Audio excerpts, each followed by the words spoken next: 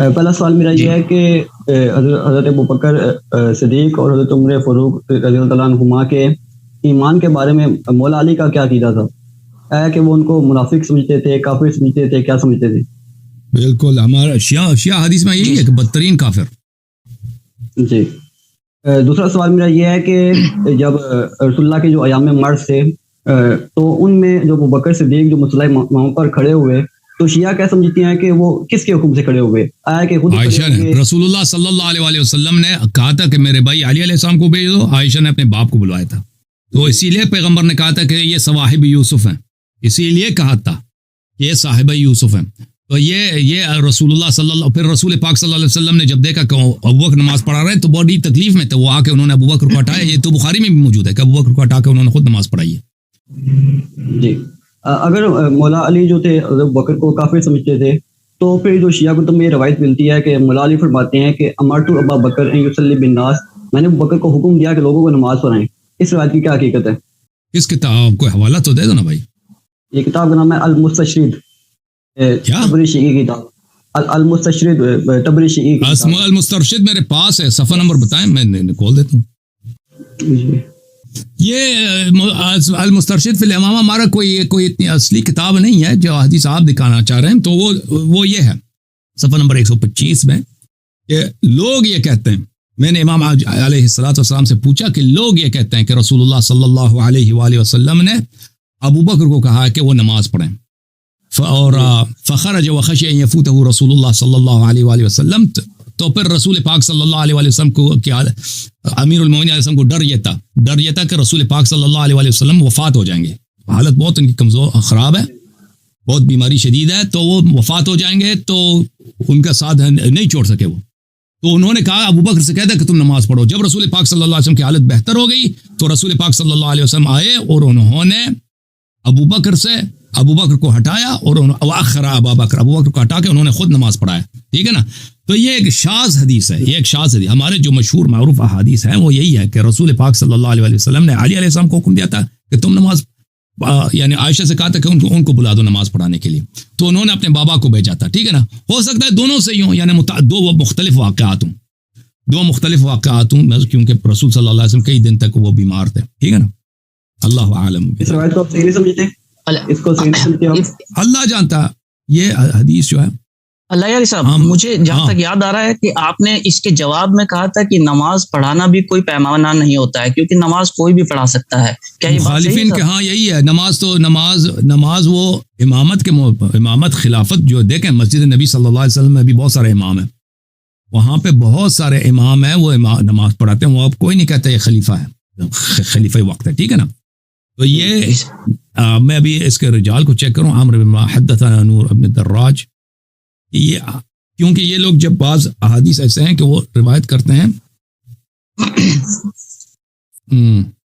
یہ مخالفین کے کتب میں سے ہوتے ہیں یا شاذ ہوتے ہیں، یا ان میں ہو سکتا ہے کہ کوئی تحریف بھی ہوا ہو نا الفاظ میں.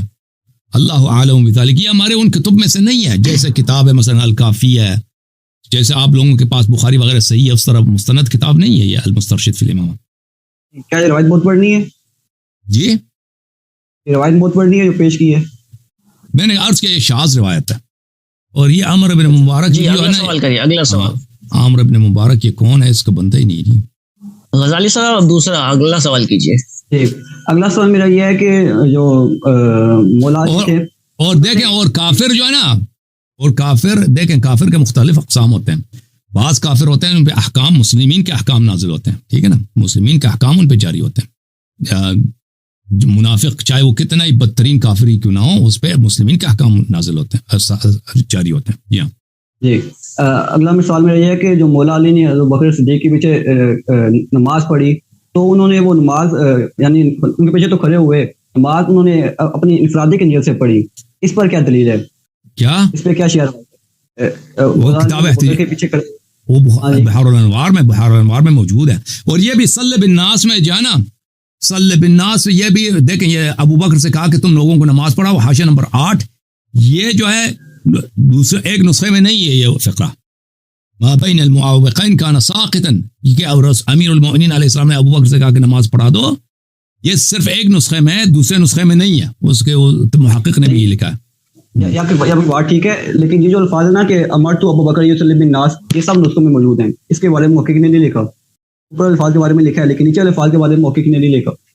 صحیح فرما رہے ہیں. تو یہ تو عرض یہی ہے کہ ایک شاذ حدیث ہے، اور یہ کتاب بھی اس طرح کتاب. اور دیکھیں اس میں بہت سارے احادیث جو آگے پیچھے جو حدیث ہے نا مخالفین کے، عبد الرزاق سے روایت کرتا ہے، محمد ابن راشد ازدی سے، عائشہ سے روایت کرتا ہے. یہ احادیث جو ہے نا اس طرح کے احادیث نہیں ہیں جیسے کتاب سلیم ہے. جی اچھا، تو دوسرا سوال جو میرا تھا کہ انفرادی کی نیت سے نماز پڑھی، اس پر کیا دلیل ہے؟ اس پہ یہ بحار الانوار میں موجود ہے. صلی اللہ علیہ نفس. ابھی روایت پیش کر سکتے ہیں؟ ہاں بالکل. وہ دیکھیں کسی حدیث میں نہیں ہے کہ وہ ان پہ اقتدا کرتے تھے، ٹھیک ہے نا. اور ہماری کتابوں میں بہت زیادہ ہے کہ جس جو شخص فاسق ہے اس کے پیچھے نماز نہیں پڑھ سکتے. یہ لفظی کی الفاظ ہیں، یہ آپ دکھا سکتے ہیں؟ دکھا. ہاں میں دکھا دوں گا آپ سے. بسم اللہ الرحمن الرحیم. یہ کتاب بحار الانوار جلد نمبر 29، یہاں پہ صفحہ نمبر 42 میں، یہ ہے صفحہ نمبر 42. اس میں اس کو بڑا کر دوں. بحار الانوار جلد نمبر 29، یہ ہے صفحہ نمبر 42. یہاں پر یہ حدیث جو ہے کافی لمبی ہے، پیچھے سے شروع ہو جاتی ہے. تو وہاں پر یہ ہے کہ ثم تحيّأ للصلاة وحضر المسجد وصلى لنفسه خلف ابی بکر. وہ ابو بکر اور عمر یہ منصوبہ بنا رہے تھے کہ امیر المومنین علیہ السلام کو نماز کے وقت قتل کیا جائے، ٹھیک ہے نا. اس کی کہانی ہے. تو انہوں نے ابو بکر کے پیچھے منفرداً نماز پڑھی ہے، اقتداء نہیں کیا ابو بکر. جی بولے مزید. اچھا، ابھی جو ہم نے یہ روایت پیش کی ہے تو میری نظر سے بحار الانوار کا ایک نسخہ گزرا ہے. تو اس کے جو محقق تھے، اس نسخے کے جو محقق تھے، انہوں نے اس بات کا اعتراف کیا ہے کہ یہ جو الفاظ ہیں لنفسہ ہی، یہ الفاظ اصل مصدر میں یعنی احتجاج برسی میں موجود نہیں ہیں. تو میرا سوال یہ ہے کہ اگر علامہ مجلسی نے جیسے روایت نقل تو موجودہ دیکھیں علامہ مجلسی اس میں اضافت تو نہیں کرتے نا. تو دیکھیں وہ علامہ مجلسی کی جو لائبریری تھی اصفہان میں وہ بہت بڑی تھی، اس میں جو نسخے ان کے پاس تھے ابھی ہمارے پاس نہیں ہیں. کتابوں کے بہت نوادر مخطوطات ان کے پاس تھے، اور وہ اپنے بحار الانوار کے آغاز میں بیان کرتے ہیں. تو ابھی بہت سارے ان کے پاس جو مصادر تھے اس زمانے میں 300 350 400 سال پہلے، وہ ہمارے پاس نہیں ہے، ٹھیک ہے نا. تو اگر موجودہ مصدر میں نہیں ہے تو اس کا مطلب یہ نہیں کہ اصل مصدر جو ان کے پاس تھا وہ ان کے پاس نہیں ہے. جی. اور جو تفسیر برہان ہے اس میں بھی روایت نقل کی گئی لیکن اس میں یہ الفاظ موجود نہیں ہیں. وہ ٹھیک اس کے پاس نہیں تھا، کوئی بات نہیں. تفسیر برہان کے پاس اس کے نسخے میں نہیں تھا، لیکن مجلسی کے پاس ہے. مجلسی ایسا شخص نہیں ہے کہ وہ الفاظ حدیث کو تحریف کر دے، ٹھیک ہے نا. وہ اس کے اور بات بھی یہی صحیح ہے کیونکہ فاسق کے پیچھے نماز نہیں ہو سکتی. جی. اور جو احتجاج برسی ہے اس کا ایک قلبی نسخہ انٹرنیٹ پہ موجود ہے، آج سے تقریباً 200-300 سال پرانا. اس میں بھی یہ الفاظ نہیں ہیں. کوئی بات نہیں، 200-300 سال پرانا. مجلسی کے پاس، مجلسی اس سے پہلے تھے. مجلسی کے پاس جو نسخے تھے احادیث کے وہ بہت نادر حدیث تھے. اس کے بعد جنگ ہوا نا اصفہان میں، اس کے بعد کئی حملے ہوئے اصفہان میں، خانہ جنگی ہوئی، لائبریریوں کو جلایا گیا، تو بہت سارے نسخے اس میں تباہ ہو گئے. اور عالم اسلام میں یہ ہمیشہ ہوا ہے کہ جنگ جب ہوتے ہیں تو ایک طائفہ حملہ کرتا ہے، دوسرے پر بادشاہوں میں جنگ ہو جاتی ہے تو وہ لائبریریاں جلتی ہیں یا نسخے تباہ ہو جاتے ہیں، یا مثلا بعد میں لوگ اس کا خیال نہیں رکھتے ہیں کیونکہ پرانے زمانوں میں اس طرح نہیں تھے کہ سب لوگ کتابوں کی قدر کریں، لائبریریوں کی قدر کریں، ٹھیک ہے نا. جی. اور آپ جو ایک روایت پیش کرتے ہیں کہ حضرت عمر کا جو نکاح ہوا تھا ایک جنری کے ساتھ، تو کیا اس سے ایک بیٹا زید بھی پیدا ہوا تھا؟ شیعہ مانتے ہیں ہوتا. جی ہوا ہوگا. جی وہ ایک ہی ساتھ مری، اسی چڑیل کے ساتھ اکٹھے مری ہے، وہ کچھ ہوا ہی اس کے ساتھ. یعنی وہ جو زید بیٹا پیدا ہوا تھا وہ ام کلثوم جنری کا بیٹا تھا. جی بالکل. اور جو تہذیب الاحکام میں روایت ہے کہ وہ ام کلثوم بنت علی تھی، اس روایت کی کیا حقیقت ہے؟ تو ظاہر میں بنت علی تھی نا، ظاہر میں بنت علی تھی، حقیقت میں تو نہیں تھا. علماء اطہار علیہ الصلوۃ والسلام اس بات کو بہت بعد میں ظاہر کیا نا، شروع میں تو ظاہر نہیں کرتے تھے، شروع میں تو چھپاتے تھے، ٹھیک ہے نا. جی. اور جو الکافی میں روایت ہے کہ مولا علی جس ام کلثوم شروع میں تو تقیہ کرتے تھے. امیر المومنین علیہ السلام خود کہتی ہے میری بیٹی ہے بھائی، شادی ہو گئی عمر سے. وہ تو نہیں کہتے تھے کہ یہ وہاں پہ چڑیل ہے، جنی ہے. جی. اور جس ام کلثوم کو اپنے گھر لے آئے تھے تو وہ بھی جنری تھی. اور ظاہراً یہی ہوگا کہ اسی، کیونکہ لوگوں میں تو تقیہ تھی نا کہ اب عمر مر گیا تو ان کی بیٹی وہاں پر ہے تو ان کو لے کے آئی. تو حقیقت میں وہ جن تھی، پھر وہ چلی گئی اپنے گھر. بعد میں جن چلی گئی ہے اور اب پھر امیر المومنین علیہ السلام نے اپنی اصلی بیٹی کو ظاہر کیا. جی.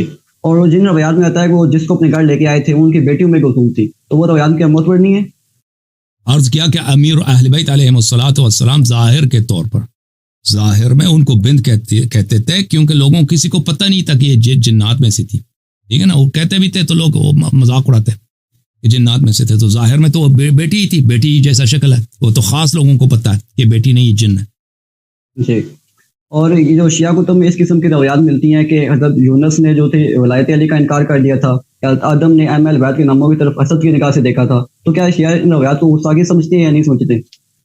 اللہ اعلم بذلک، ہم اس کا علم پلٹاتے ہیں اللہ کی طرف، اللہ اور رسول صلی اللہ علیہ وسلم کی بات۔ علامہ غزالی صاحب، جی غزالی صاحب جی جی، آپ کئی سوال کر چکے ہیں، میں کچھ ایک دو سوال کر سکتا ہوں آپ سے؟ جی، حضرت عمر کے اسلام کے بارے میں آپ کو کچھ کہنا ہے؟ نہیں، مجھے کچھ نہیں کہنا۔ ٹھیک ہے، اوکے، اچھا، تو شیخ صاحب آپ جو ہے ان روایات کے صحیح ہونے کا اقرار کر چکے ہیں۔ دیکھیں ہر روایت کا مطلب کیا ہے وہ میرے ذہن میں نہیں ہے کہ مثلا ہر روایت آپ پوچھتے ہیں کہ فلان روایت، آپ عبارت پڑھیں، پوری روایت پڑھیں تو میں جواب دے سکتا ہوں نا، آپ صرف اشارہ کرتے ہیں تو پھر ہم جواب دیں گے۔ بعض اگر کوئی روایت اگر صحیح ہو، ہمیں سمجھ نہ آئے، ہم یہی کہیں گے کہ ہمیں اس کا مطلب ہمیں سمجھ نہیں آتا، ہم اس کا پلٹاتے ہیں علم اللہ اور رسول صلی اللہ علیہ وسلم کی طرف، ٹھیک ہے نا۔ ہم نے کبھی ادعا نہیں کیا کہ ہم سب روایات احادیث کو جانتے ہیں، اوکے۔ اگر اہل بیت علیہ السلام کا مقام بہت عظیم ہے اور ان کے احادیث سب صحیح ہیں، لیکن اس کا مطلب یہ نہیں ہے کہ آپ اگر دنیا میں ہمارے احادیث کی تعداد تو لاکھوں کی تعداد میں، کسی بھی حدیث میں کوئی کمپیوٹر نہیں ہوں کہ کسی بھی حدیث کے متعلق میرا امتحان لے لیں کہ اس حدیث فلان حدیث کا کیا مطلب، فلان حدیث کا مطلب کیا ہے، تو بالبداہا اس کا مطلب میرے پاس موجود ہو، ٹھیک ہے نا۔ یہ تو جیسے قرآن کی آیات ہیں، قرآن کی آیات اس طرح نہیں ہے کہ انسان ہر شخص کو پتہ ہے، وہ آپ جتنی مرضی سوال کریں وہ جواب دے سکتا ہے۔ قرآن کے آیات سمندر ہیں، اس میں بہت سارے جہات ہوتے ہیں۔ اسی طرح اہل بیت علیہم الصلوۃ والسلام کے کلام میں بہت سارے جہات ہوتے ہیں، بہت سارے معانی ہوتے ہیں، اس میں دیکھنا پڑتا ہے کہ ان کا مراد کیا ہے، تدبر کرنا پڑتا ہے۔ میں نہیں کہتا کسی کو سمجھ آ سکتا ہے، تو وہ اس کے لیے تدبر کرنا پڑتا ہے، وہ دیکھنا پڑتا ہے کہ آگے پیچھے کیا ہے، ٹھیک ہے نا بھائی، آپ سمجھ رہے نا۔ اگر کوئی چیز ہمیں سمجھ نہ آئے، ہم کہتے ہیں نہیں، ہم اس کا علم پلٹا دیتے ہیں، رد کرتے ہیں اللہ اور رسول صلی اللہ علیہ وسلم کی طرف، ٹھیک ہے نا۔ ابھی تو جو میں روایت پیش کی اس کو شیخ صدوق نے روایت کیا ہے، اور اس میں الفاظ ہے فناظر الیہم بعین الحسد، تو ان دونوں نے ان کی طرف حسد کی نگاہ سے دیکھا، یعنی حضرت آدم اور حضرت حوا نے۔ دیکھنا پڑے گا، مجھے دیکھنا ابھی میرے ذہن میں نہیں ہے، میں دیکھوں گا کہ اس سے کیا مراد ہے، ٹھیک ہے نا، معانی دیکھیں گے کہ اس کا صحیح معنی کس طرح بنتا ہے، اوکے۔ اور آخری سوال ہے، آخری سوال یہ ہے کہ ایک سنت کے بڑے عالم ہیں مولانا عمر صدیق صاحب، جن کو آپ نے مناظرے کا چیلنج بھی کیا تھا، تو ان کا میں کلپ سن رہا تھا، وہ آپ سے مخاطب ہو رہے تھے اور آپ کو یہ کہہ رہے تھے کہ آپ ان کا نام لے کے ان سے کوئی بھی سوال کریں اور کلپ اپلوڈ کر دیں، وہ سوال کا جواب دیں گے، تو آپ کو کیا لگتا ہے کہ ایسا سوال جس کا میرے پاس ٹائم نہیں ہے، میرے پاس ٹائم نہیں ہے، جی ایک سوال جو آپ کرنا چاہے کر دے تو ان کا نام نہیں، میرے پاس ٹائم نہیں ان کا کلپ دیکھنے کے لیے، انشاءاللہ تبارک و تعالی وہ آ جائیں اور گفتگو کریں گے نا، لائیو گفتگو کریں گے، جیسے آپ نے سوال جواب کیا نا۔ سوال نہیں کرنا چاہتے آپ، کوئی سوال نہیں کرنا چاہتے ان سے ابھی اس ٹائم کوئی سوال؟ میرے بہت سارے تقریرات ہیں، اعتراضات ہیں، آج میرا مناظرہ ہوا ہے، ٹھیک ہے نا، مناظرہ ہوا ہے، ہاں مناظرہ ہوا ہے، وہ تیار ہو جائیں، ابھی آج مناظرہ ہوا ہے حافظ سلمان ظفر صاحب کے ساتھ، موضوع کیا تھا، موضوع تھا سورہ حجرات پر، ٹھیک ہے نا، تو وہ آ جائیں انشاءاللہ، لائیو ان سے گفتگو کریں گے، ان کو علم سے استفادہ کریں گے۔ میرے پاس ٹائم نہیں ہے کہ وہ کلپ بنا دیں پھر وہ کلپ کا جواب دیں گے، اس طرح ہمارا طریقہ کار نہیں ہے، ٹھیک ہے نا۔ اللہ کو اگر مجھے کسی کی کوئی چیز سیکھنا ہو، مجھے حافظ عمر صدیق صاحب سے پوچھنے کی ضرورت نہیں ہے، میں خود تحقیق کر کے میں وہ دیکھ لیتا ہوں۔ ہاں البتہ اگر انہوں نے اب خلفاء کا دفاع کرنا ہے، بسم اللہ کریں، آ جائیں پروگرام میں، گفتگو کریں گے، چلو باتیں ہوں گی، ٹھیک ہے نا بھائی۔ اللہ آپ کو جزائے خیر، تھینک یو، بہت شکریہ، اللہ حافظ۔ آپ کا بھی شکریہ بھائی صاحب، محمد شاہد سر ایک سوال چھوٹا سا سر، یہ سب سے زیادہ پوچھا جانے والا سوال ہے آج کی جنریشن میں۔ سر میرا سوال کمازانی تدبیر سے ریلیٹڈ ہے۔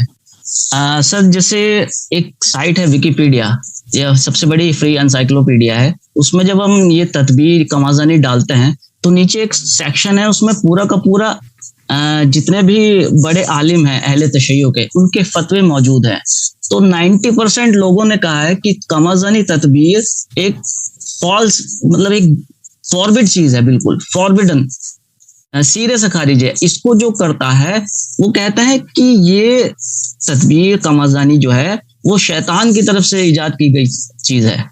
تو اور سب سے زیادہ مطلب جو آج کے سپریم لیڈر ہیں ایران کے جو سپریم لیڈر ہیں آیت اللہ خامنئی صاحب، ان کا خود کہنا ہے کہ یہ جو قمازانی ہے یہ بالکل فارورڈ چیز ہے، اس کو جو کرے گا وہ اہل تشیع کو نقصان پہنچائے گا. اوکے، وہ ابھی ہمارا موضوع نہیں ہے، اس پہ ہم گفتگو کر چکے ہیں. بہت دفعہ لوگوں نے سوال کیا، اس کا جواب دے دیا. اللہ آپ کو جزائے خیر دے. ٹھیک ہے. آپ نے جو عین الحسد کے متعلق پوچھا، نہیں تو یہ تو اس زمانے میں تکلیف بھی نہیں تھا نا، یہ جو جنت میں ہوا ہے، جنت میں کا واقعہ. انہوں نے جو پوچھا کہ آدم علیہ السلام نے حسادت کی تھی، تو وہ جنت کا واقعہ، وہاں پہ تکلیف نہیں تھا، حلال و حرام وہاں پہ نہیں تھے. بہرحال آپ سب کو بڑا شکریہ. Thank you sir.